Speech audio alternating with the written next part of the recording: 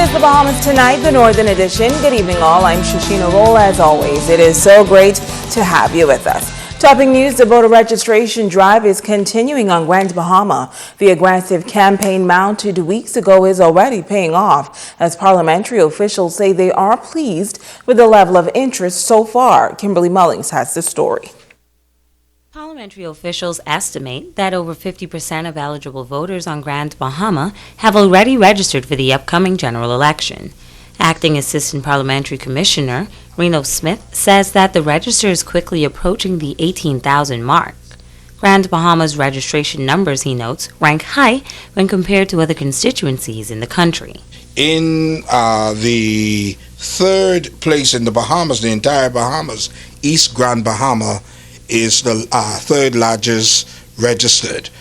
That is followed by Central Grand Bahama with 62.87%, and we're talking nationwide. And then in the seventh position is Marco City. So Grand Bahama per capita is doing very well. And for those who haven't registered as yet, Smith says the best time to register is now. We want all and sundry to come and register, take advantage of it. The average time is 10 to 15 minutes. Again, before fatigue and human error set in, we want you to come in. Smith adds that a number of persons have been contacting the parliamentary registrar for their voters' cards, which are not yet ready. We cannot issue them yet until Parliament would have done their due diligence, and the Prime Minister would have made his special announcement, and Parliament is prorogued, etc., etc. And so we are asking persons to, again, come and register, and we will make that public announcement on when the cards are ready. Kimberly Mullings, ZNS Network News. Thanks, Kim. In other news, the National Emergency Management Agency, or NEMA, and the Office of U.S. Foreign Disaster Assistance are conducting an initial damage assessment training workshop on Grand Bahama. The two-day workshop opened this morning and aims to provide participants with the necessary tools needed for damage assessments after a major emergency or hurricane. Italia Hall attended the opening session. Persons from many different business sectors turned out for the two-day damage assessment training workshop at the administrator's office. Island Administrator Preston Cunningham says the workshop is of extreme importance as it helps to prepare persons for any disaster. The government wants it quickly so that they could act upon it quickly. And secondly, the government wants to know that they could rely upon the information received. As you will know, the government has a lot of partners, persons from the international world who are anxious, ready to assist, but the government must have the information available to such persons. The workshop involved an instructor from the U.S., NEMA Representative Tammy Mitchell, and Superintendent of Police Kevin Mortimer. Mortimer says the participants are very attentive. We're dealing with risk management, vulnerability, hazards, disasters, the national plan for the Bahamas, dealing with how to conduct initial damage assessments, how to prepare yourselves to conduct initial damage assessments. Officer in charge of the Ministry of Works, Tony Bannister, and BTVI Representative Anthony Brooks say they believe the workshop will be very beneficial in the end. We are called upon, first and foremost, to deal with post-disaster and also with anything that happens before. We prepare all government buildings and schools and such, so it's important for us to always do refresher course so that we can know what's happening, what's new, what's out there, ways that we can improve what we're doing. I'm already trained as a shelter manager, so it helps when it comes to aftermath of a hurricane. So just want the experience. It's Halia Hall, ZNS Network News. In other news, a group of religious leaders lamenting the state of the economy. They believe prayer is the answer to full economic restoration. Italia Hall has more.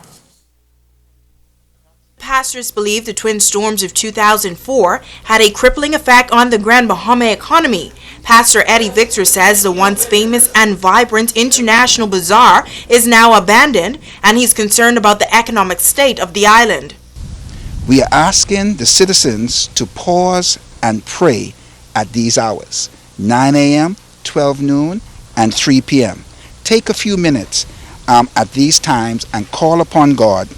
Pastor Margot Victor says she has a 15-year-old daughter who does not know what the International Bazaar once was. And this is just to bring some things into perspective. She's 15 years old.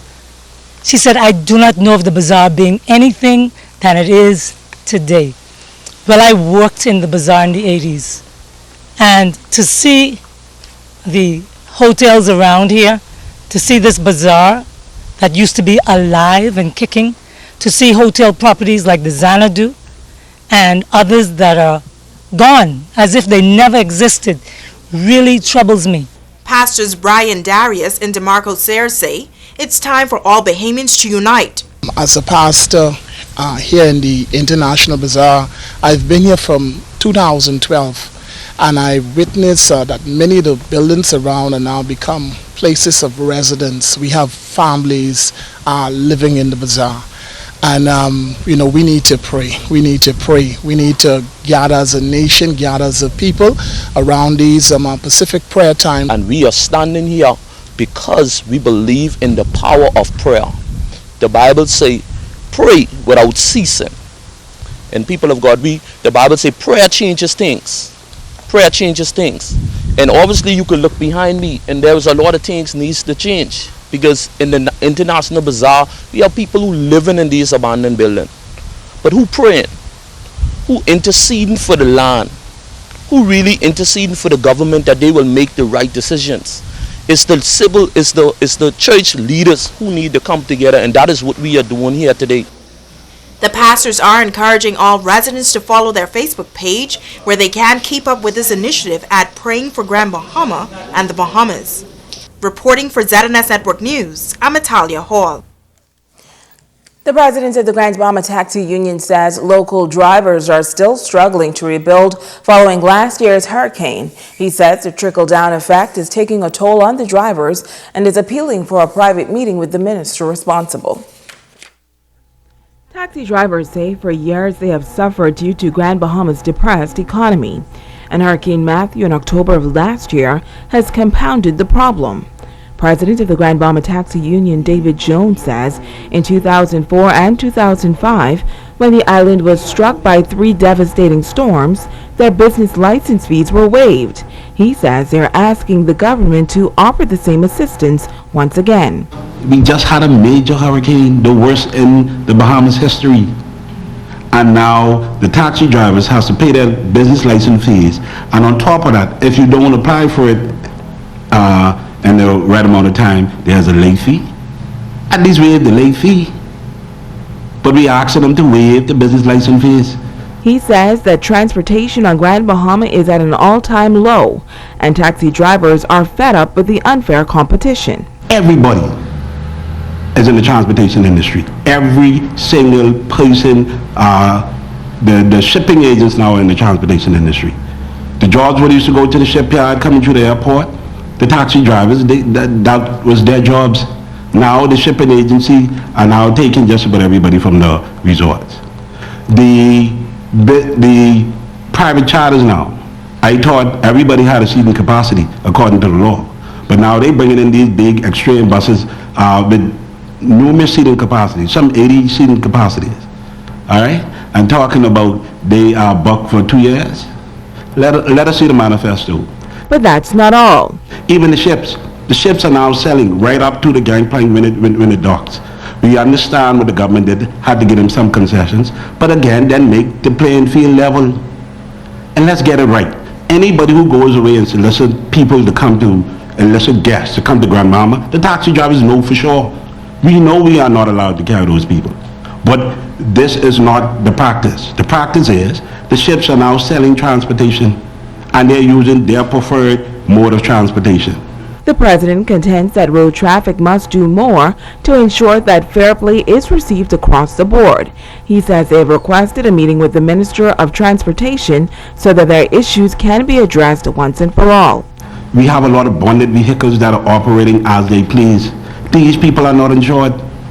We have the resort. They're doing as they please. They are selling actually jobs on the line and using preferred taxis as they wish. All these issues that we have, we are asking the minister.